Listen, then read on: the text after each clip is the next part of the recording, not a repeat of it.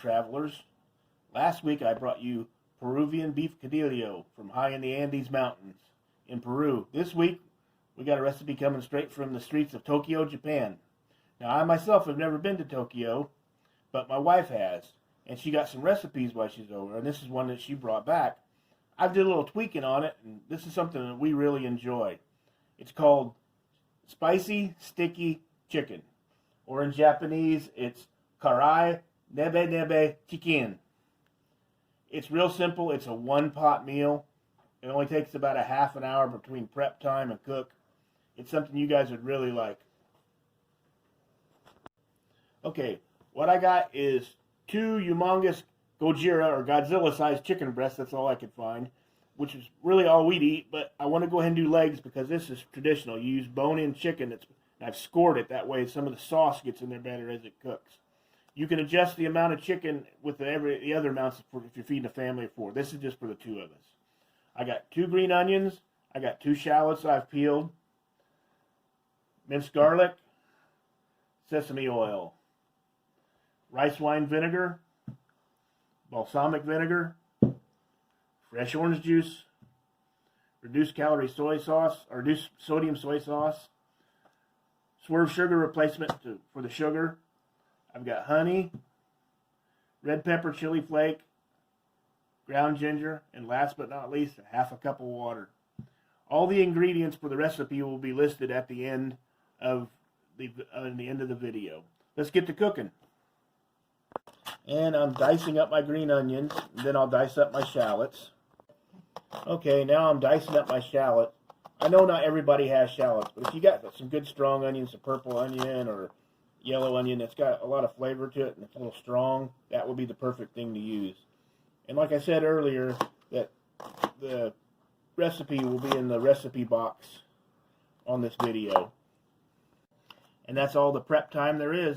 Laying your ingredients out, cutting up your shallot and your green onion, and scoring the chicken. Like I said, this is a really easy meal to make. It's all in one pot. Takes you 35 minutes to cook, 40 minutes tops. Okay, I've got my wok starting to heat up. First, I'm going to add my half a cup of water. And now we're adding our 1/4 cup of orange juice. Okay, now I'm adding my shallots, my green onion.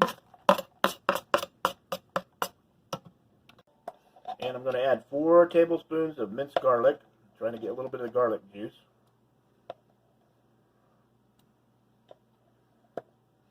There's the garlic. 2 tablespoons of honey.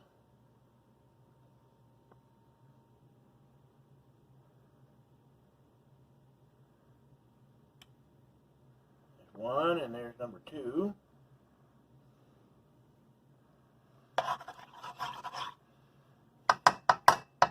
And now we're adding 3 tablespoons of soy sauce.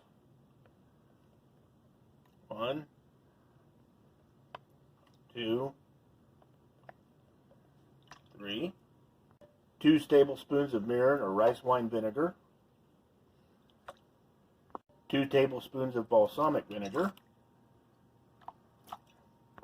1 good tablespoon of sesame oil.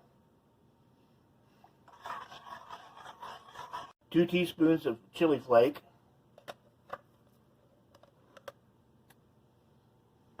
2 tablespoons of ground ginger. You have to buy some more ginger. I'm about out.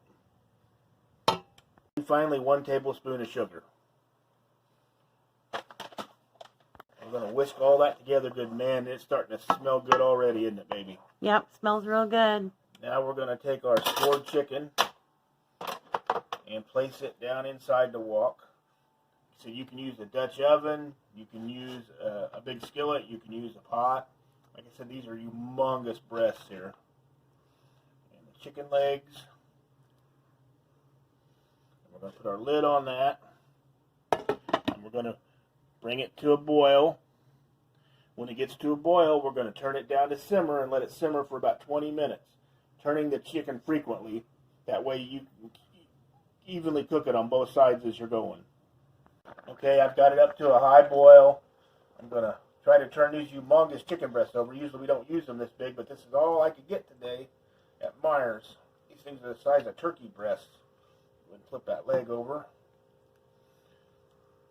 Flip that leg over, get it down there in the juice.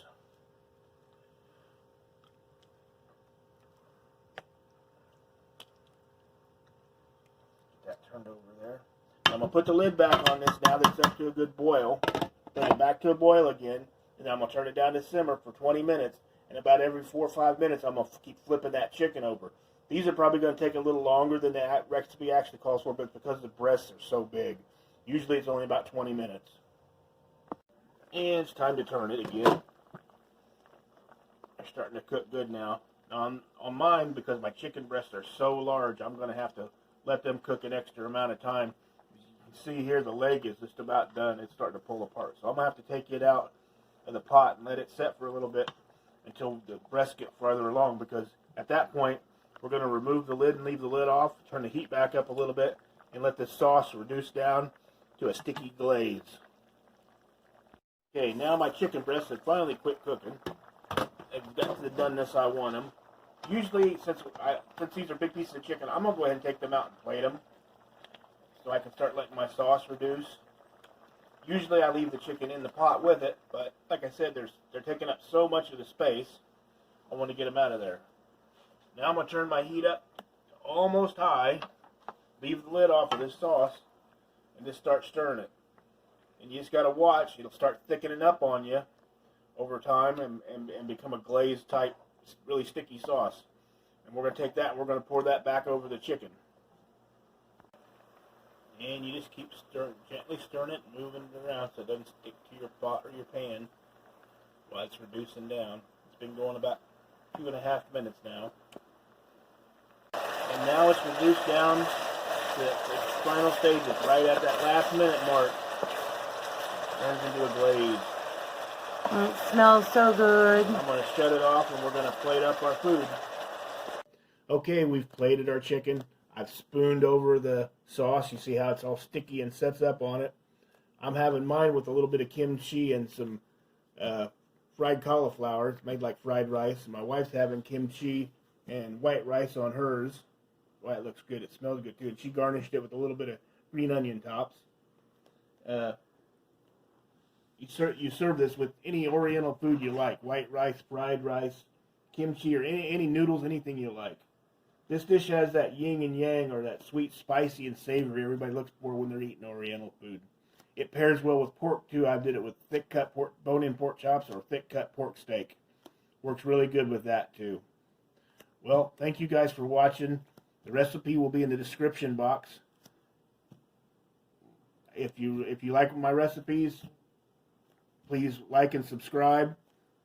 And I'll see you next time when we make another dish from across the world.